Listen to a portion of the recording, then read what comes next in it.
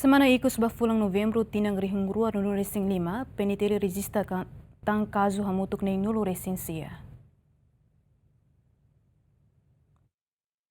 Lihusi conferência imprensa, porta-voz PNTL Superintendente João Belo informa, hahusi lorong ronor resingha to lorong tolnol fulang Novembro tinang ne, PNTL registra caso ia território Timor Larang hamutuk ne nolu resensia. Husi caso nebemak PNTL registra asli uma caso crime, violência doméstica, assalta malo, estraga propriedade no seluktang.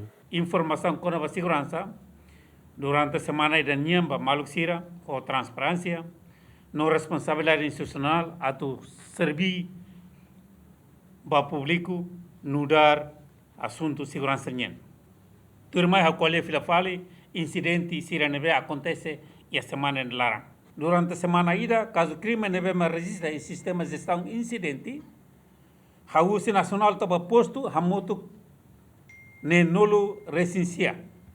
No tipo caso lima neve a me considerar asli makhanesan turmai. Na fatin, violência doméstica, semana coto e 29 casos, semana ne 19 casos. Assalto malo, semana coto 18, semana ne tumba 14. Disturbância geral, semana coto 0, semana ne aumenta número 4. Estraga propriedade, semana coto 3, semana ne 3. Dili nudar capital nação nyen, fatin concentração ba ema barak. Dili mos produz caso barak liu, compara ao município Serseluk. Caso violência doméstica, se número neve ma coina teme, 19 casos. Dili produz 12 casos. Significa que cada dia Dili produz caso violência doméstica rua. Tu irmã, mensagem sua excelência, Ministério do Interior ba público. Ministério do Interior apela na fatin ba inanaman sira, a tu cuida, controla itanuan sira, tamba ikus, caso taraan, fenomeno caso taraan barak.